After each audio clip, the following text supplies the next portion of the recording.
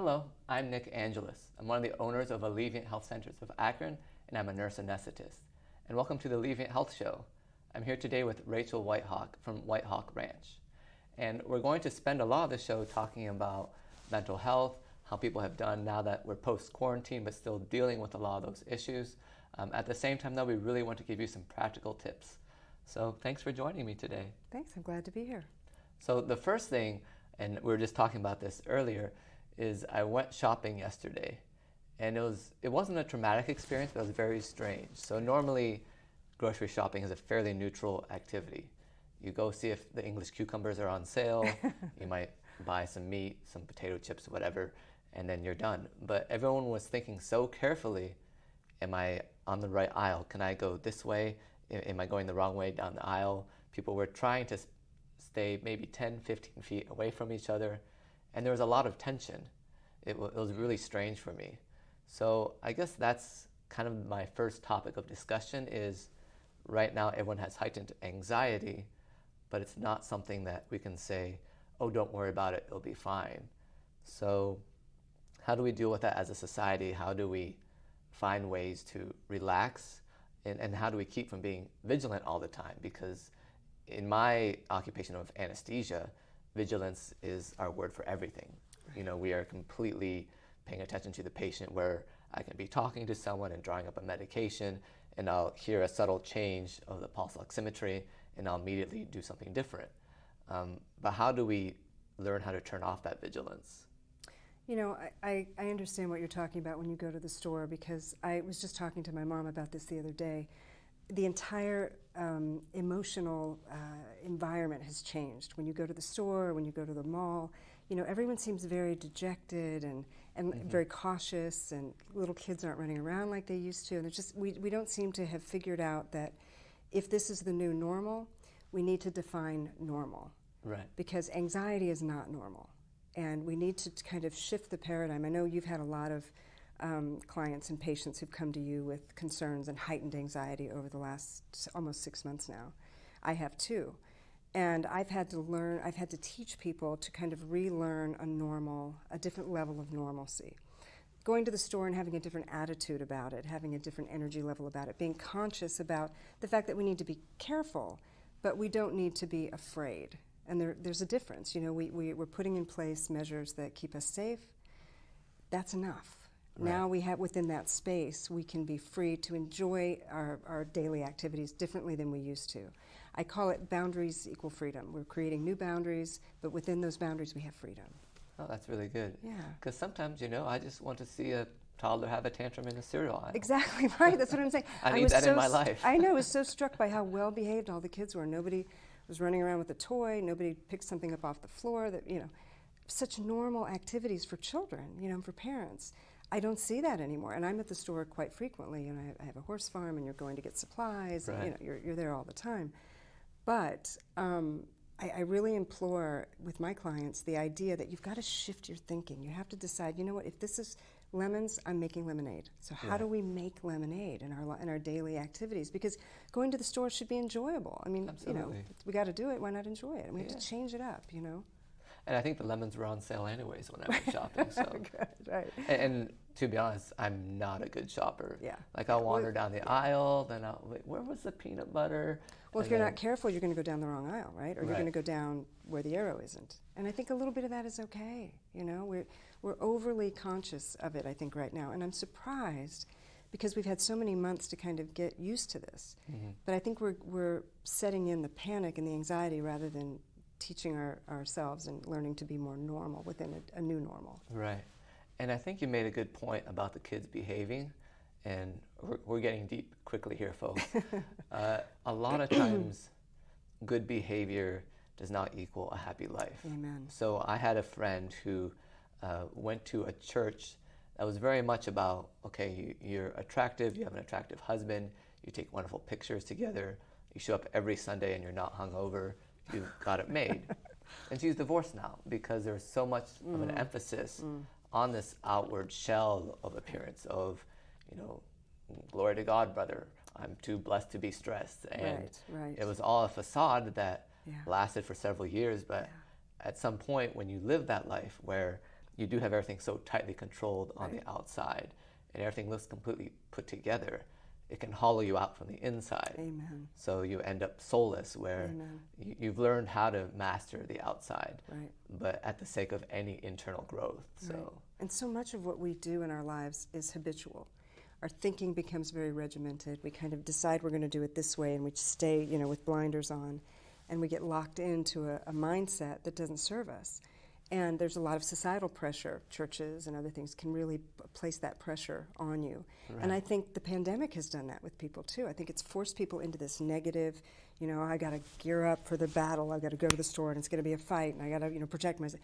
And we just get so caught up in the negative aspect of something that's very different and very, concerning for a lot of people. Right. But it doesn't have to be that way. We don't have to live that way. We can be free. So much of what you do and what I do is really teaching people to be resilient. It's Right. really the element of resiliency in our lives that transforms us and makes us happy, despite whatever's going on outside, right? Because Exactly. this defines our joy. This defines what goes on in our lives and what brings us happiness, not the outward circumstances. We have control over this. And we need to be giving that message, I think, more clearly now during the pandemic than ever before. Right. No, you're right. And that is sort of next level mental health, Yeah. where most people who come to us, they say, I just want to be happy again. Right. And I'll say, with the techniques that we have, for example, with the ketamine infusions, the way they work, where it floods your brain with glutamate, which increases brain-derived neurotrophic factor, you will be happy. But that's not the issue, because if it's temporary, then it might be even worse for a patient to feel happiness for a week, and then it fades, and then where do they go? Right, they feel lower. Exactly. So what we concentrate on is that resilience and sustainability. In fact, some of our patients feel worse because now they can actually deal with life. So instead of hiding from it, instead of not dealing with it, instead of having harmful coping mechanisms, now they'll face grief head on, they'll face their trauma. Right. And they'll say, I am more anxious and depressed, but I'm also more functional. Right, right. And And that's a great place to start, though. Right, to absolutely. to regain your life. What we do at the ranch is resiliency training. I tell people, we have people who are in recovery, who finally become aware enough of their issues, and they're sober and they're clean, and oh my goodness, it's overwhelming. Right. They come to us and they learn how to deal with that, how to change your mindset. To your point, we can have a lot of things going right.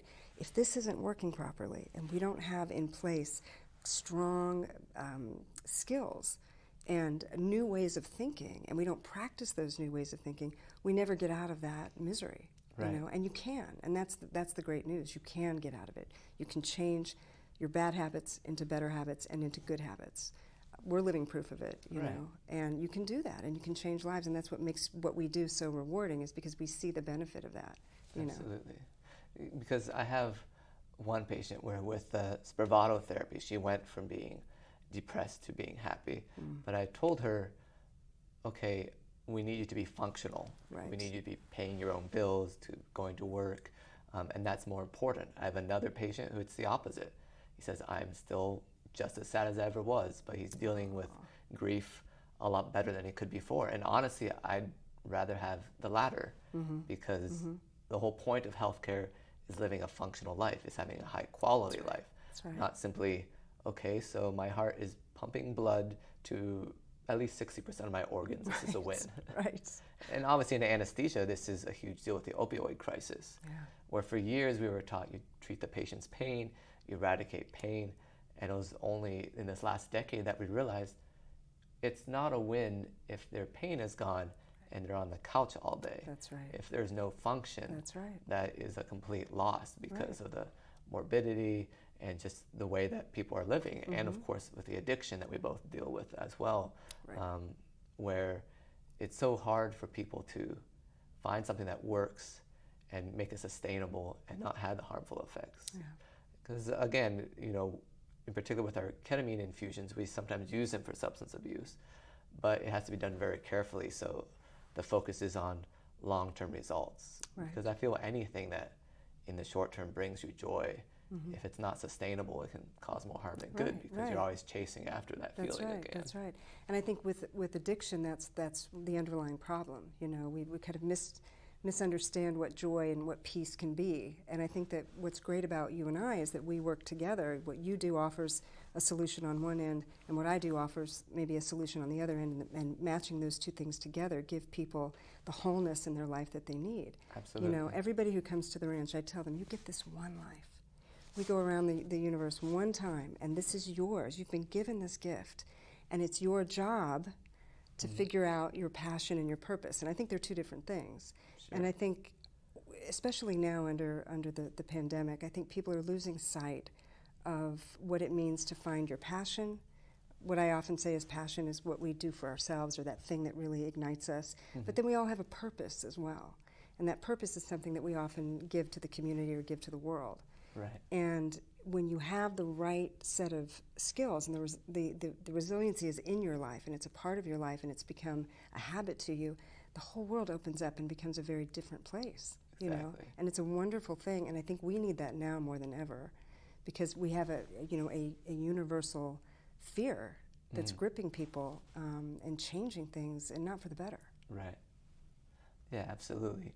And a lot of times too, we don't know how to do things in moderation. Now that doesn't mean that everything needs to be balanced, because that sort of leads to the approach of a lot of the psychiatric meds, which of course we do a lot of that at our clinic as just typical psychiatry, where you come in, you get your pills, and you leave, and you come back to get them adjusted. But still, sometimes that leads to this balance where you're no longer depressed, but you're also no longer happy. Right. And you sort of what I was saying earlier about the example of the woman who got divorced, where everything is in balance, you have everything programmed right, but at some point it becomes an existential crisis of what am I doing and why am I doing it if there's no passion in my life, or if there's nothing that I'm truly living for. Right. And that is something that we both collaborate on. We plan to have a teen suicide summit here soon, and that is that concept of suicide and how challenging it is, obviously in the Akron community. Enormous problem. Right. So what are some ways that we can address it? Because it's one of those things where it's hard to know how to talk about it. So people will talk all day about whether they like masks or not right now, because it's an easy conversation to broach, and everyone has their strong opinions. But something like this, it's very nuanced, but it still needs to be talked about. So how do we impact that?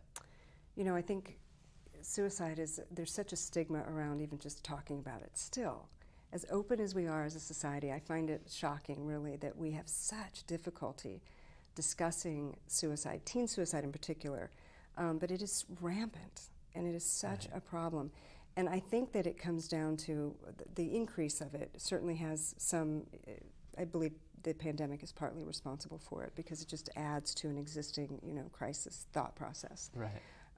But I think over the last 20 years, we have become a society that's less and less resilient, less able to manage. We've got social media, the influx of media in general has not benefited teens when it comes to this issue. It's made it much harder for kids to communicate with each other and to build their own self-worth, because everything is, on media. Everything is exposed. Right. I think one of the things that we have to do is to help parents learn to talk about this ahead of the game, before these issues become a problem. We know that when teens grow, when adolescents grow into adulthood, there are hormonal changes, and there are things that happen that increase the risk. We have a lot of, you and I could talk for months about all the things that lead to maybe that suicidal ideation. But there are ways to stop it, and there are ways to change it. And there are resources all over town. I don't know that people realize how many resources there are. That's why the summit will be so important. Right.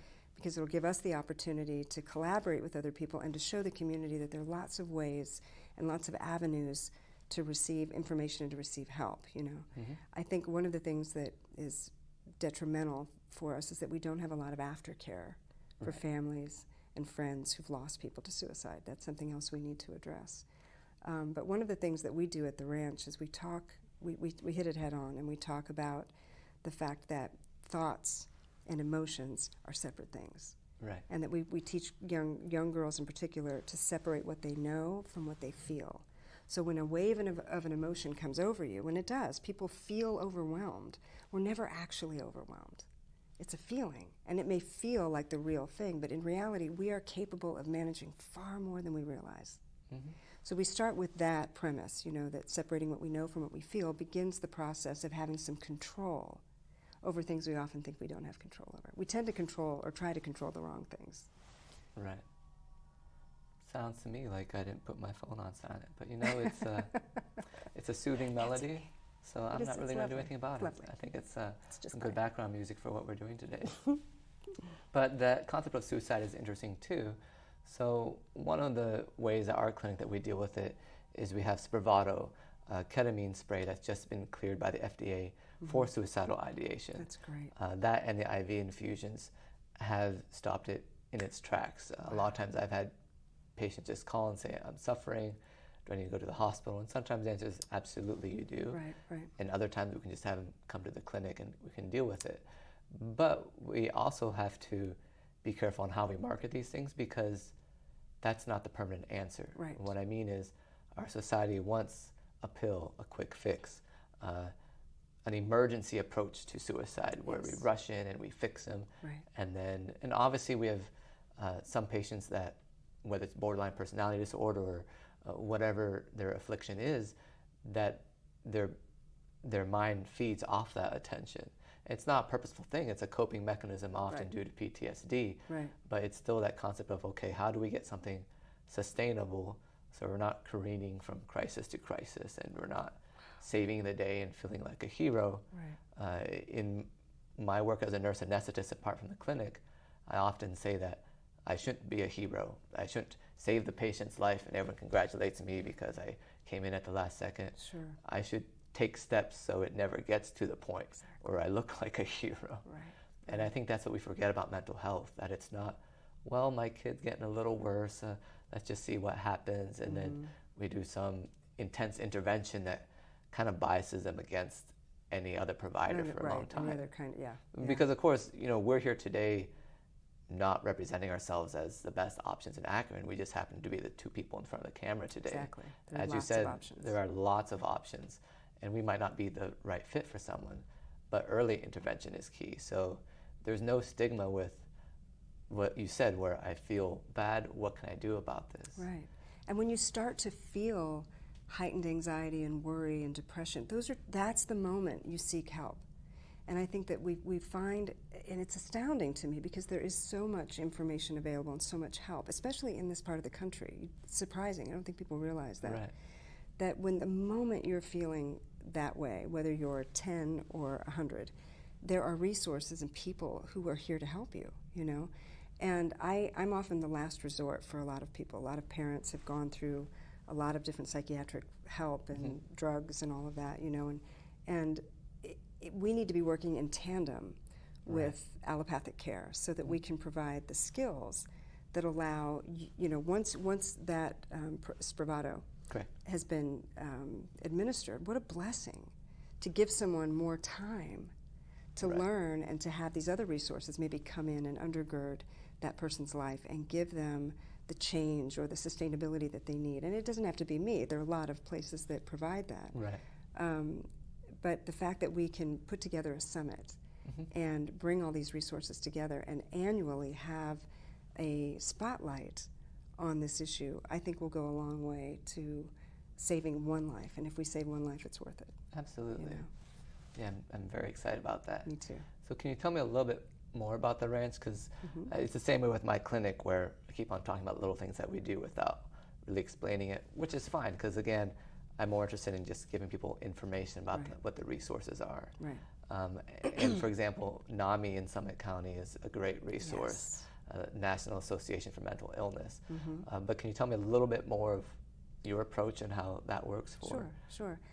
When people come to me, I tell them if I could give you every skill that you would need to be able to manage anything that came your way and give you the opportunity to permanently change the way you see the world, would you be interested? I was like, yeah. But that's really what we do. We give you the opportunity. We don't do it. We provide you the information, we provide you the skills, and we provide you the experience to change your neural pathways in a way that works permanently if you'll do the program the way it's designed. I am a CBT practitioner, cognitive behavioral therapy practitioner. So we do combine some of those ideas. We have a lot of unique kind of educational resources that we use that we've put together. We're a registered educational nonprofit in the state of Ohio, so we provide great life-changing curriculum.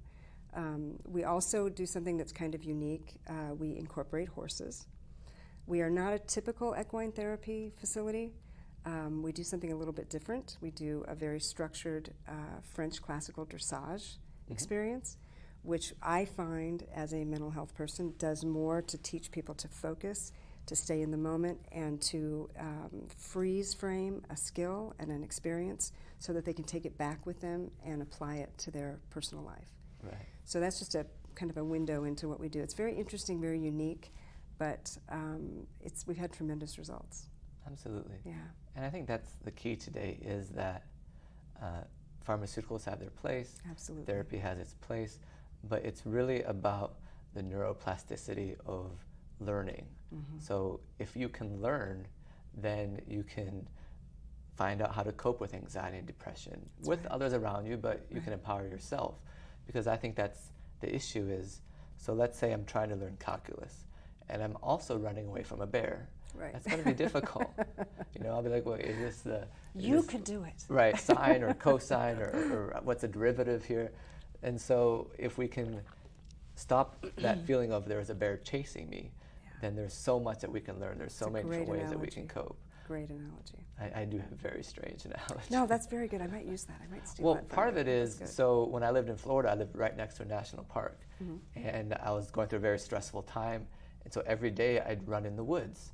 And a few times people thought I was a bear, but those woods are also inhabited by bears and rattlesnakes and gators and coyotes and bobcats, which is fine for me because I don't have the normal sense of fear that most people do. But that was the analogy is I'd be trying to sort through my thoughts. And of course they'd be interrupted if I thought I heard a bear. Right. But just that, what you said with the horses, when you're in nature, when you're using your senses, there's just a mindfulness there. There's an ability to kind of relax, to retrain your brain. And that's and what we're all this is located in about. such a beautiful place, just down the road from here. Not even 6 miles, 8 miles from here. It's the most beautiful place to just come and be, and we offer that to people as well because, to your point, getting back to nature, and I think we've seen a lot of that during the pandemic. I think a lot of people have begun to realize the value of being in nature. Right. Especially this time of year in Ohio. It's just, we're getting ready to go into the fall. It's going to be beautiful. Absolutely. And our horses are very quiet. They're well trained. I'm a bit of a Nazi when it comes to that sort of thing. So they're available to just give people an experience that will help them to relax, come down, and open their mind and open their heart to looking at life a different way. You're absolutely right. You really can't underestimate the value of that. Right. And so just to sum everything up, it seems almost what we're saying is that we all need that place of solace. And it can be inside of us, through prayer or meditation. Sure. It doesn't necessarily need to be an external place. But I think that's one of the keys for mental health during this time, is that we need that moment of quiet, that moment of turn the phone off, as I neglected to do earlier, that moment of here I am just with myself, and I can let the cares of this world pass me by. And this has a lot to do with addiction because that's what people are seeking. Let me have this moment of peace despite the destruction that it'll wreak once the effects wear off. That's right. But if we can do that in healthy ways, if we can learn how to take that rest, I think it'll really benefit us in the long term. Amen, amen. And the pandemic is not forever. Right. This will end, A new normal will arise, but you have control over how you define your new normal now. Absolutely. And it can be a happy, fulfilling experience regardless of what goes on outside of our world. And then whitehawkranch.info is your web address if anyone That's needs to our web contact address. you, correct? Right. Absolutely. And for us, it's alleviant.com. You can also call us 330-754-4844 if you need to schedule an appointment with our psychiatrist or our therapist. We do a lot with pain management as well. But I'm so glad that you could come today. Me too. Thank you for the opportunity. Yeah, absolutely. So we hope that you all take care, find that place. Again, it can be internal, it can be external, but we're so glad that you could join us for this, and we'll see you next time on the Alleviant Health Show.